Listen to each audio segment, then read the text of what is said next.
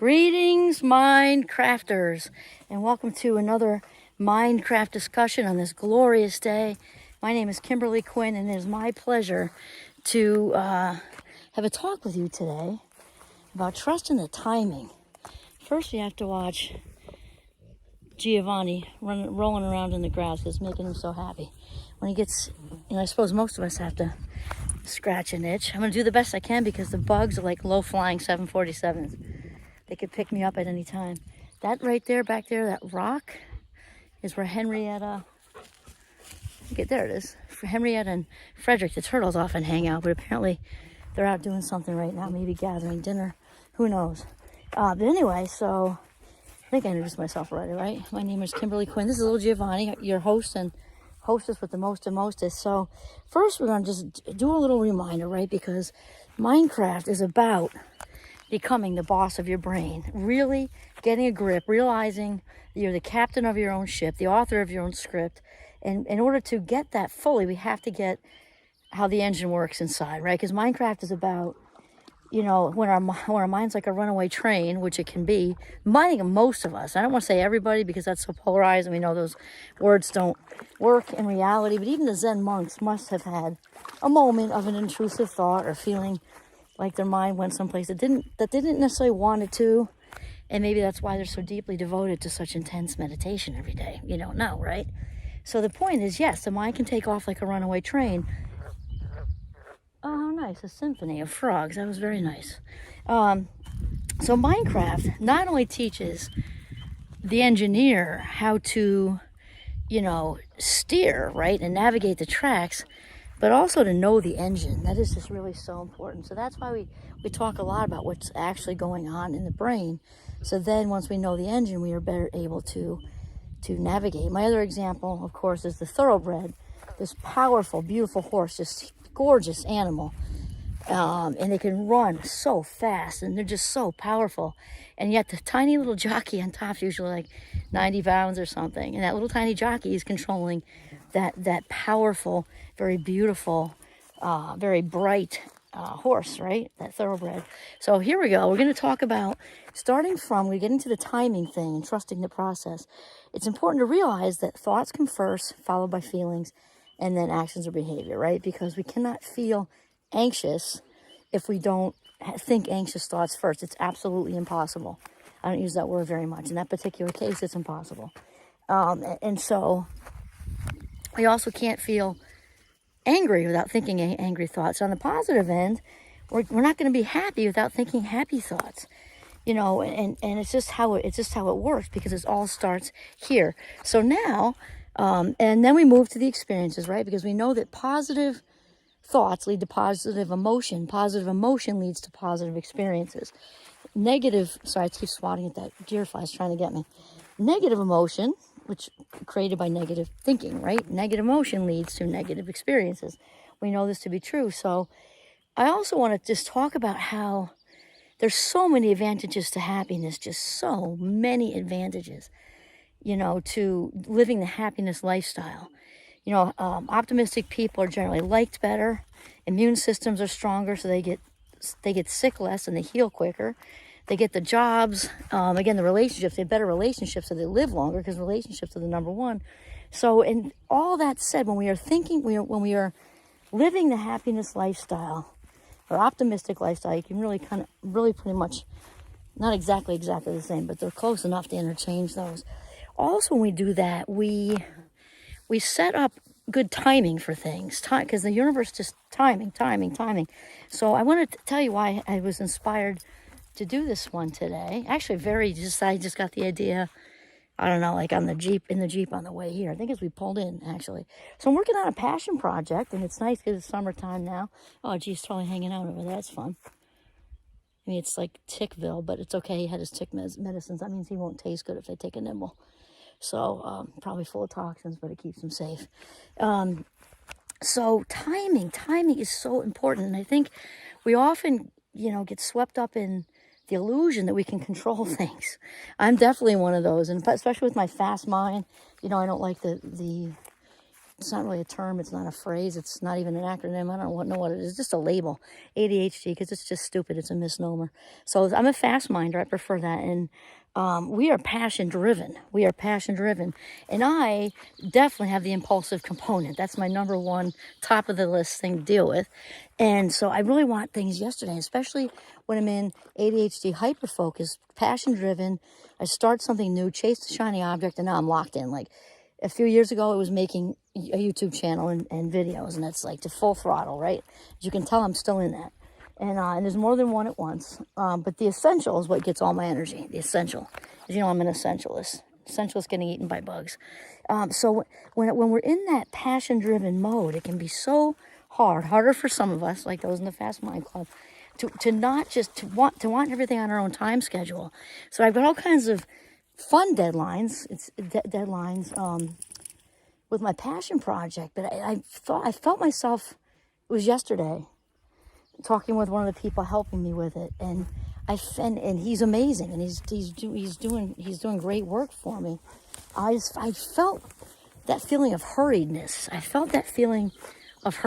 And it was picking up momentum like a snowball. Even though it was excited, I'm excited. It's not a panic button, hurry up because something's going to happen. It was just, gosh, this is rolling, that's rolling, this is moving, that's moving, and just so exciting. And so I really kind of contemplated that. Like, even though it was all exciting, I don't want that agita of, because I'm already ultra motivated. I don't need it to motivate me. It was just actually felt, I don't know, just like I didn't want it to be there. I didn't want the hurriedness to be there. I'm already enjoying myself again, already motivated, already excited. And so really, I know I do a shout out. I did have some inspiration for this from Wayne Dyer. Forgot that. The reason I forgot that, I'm just crazy about Wayne Dyer, is it was a short little thing. It wasn't technically as short, because those I think are less than a minute or something. This was like 5 minutes, so it was a medium, I guess let's call it that, but medium short. He was talking about trust in the timing of things, and that's really, really true. Because it all unfolds as it's meant to unfold. When we look backwards, the dots all connected. It's a tough sell if we're in something not so good. We've been met with some contrast, which is part of life. We don't grow without contrast, right? When we're in contrast from mild to medium to big time, anywhere in the middle, especially, can be really challenging. And again, we don't grow without contrast. It's kind of how it is. So it's a tough sell to kind of say what's meant to be, it's unfolding as it's meant to when we're in that. People just don't want to hear it, right? However, in reality, hi G, he cooled down a little bit. It's pretty hot right now. It's okay though. It's really very beautiful. So when we're in it, we don't want to really talk about that too much, But when we look back, the dots all connected. When you had to switch in jobs, you got out of a relationship, got into a relationship, moved, traveled, went back to school, whatever, switched, started a business, whatever, it all does connect. And so trusting in the timing of things is super important. Now, it doesn't mean be a slacker. It means actually the opposite. We've talked a lot about green lights, listening to your inner voice to know your very next move. You got to quiet the mind. If you've got a place like the Notch up here, fantastic. But anywhere, you can be in the middle of Central Park. I say that a lot. You can find your quiet corner wherever it is and listen to that inner voice. And then the more we get receptive in allowing mode, in receptive mode, the more we're going to see naturally the green lights. And they will be timely. They will be timely as to when they're sort of meant to happen. So the main thing is inviting it, right? Looking for clarity, embracing the clarity, receiving and paying attention for what do I do next, because the universe is going to tell you pretty clearly. We just have to be sort of noticing, honestly, and then to trust in the timing. That is probably the hardest part for me, because one thing I'll say the good Lord put a lot of gifts in my gift bag. So I like to say to people, one of those gifts was not patience. So whenever I tell anybody or suggest, or I don't tell people things to do usually, let's say suggest to be patient or whatever, anybody who knows me would probably chuckle. Because I have to work at that. I'm a work in progress with patience. And so and then trust the process, whatever that means for you. For me, it's God, but it can be source with a capital S. It can be the universe, higher power, whatever you want. But that connection, that one divine, creator of all things that connects all of us. We are all connected. To really trust in the process. It's unfolding how it's meant to unfold. And really trust that, because timing is everything. Like, you think about it. Timing is everything. Just think of it when people meet, romantically. In fact, I had it's really pretty fun. We were in Ireland a few years ago. We actually been back since. I love Ireland. Love it. I can just feel my roots and my feet hit the ground. But friends of ours, the time before the last time we went, were there too. And we knew that, but they were on the opposite side of the country. And we didn't have plans to meet up or anything, actually, because they were seeing their son. He was studying abroad over there. And we were there as like a small family reunion with my husband's side.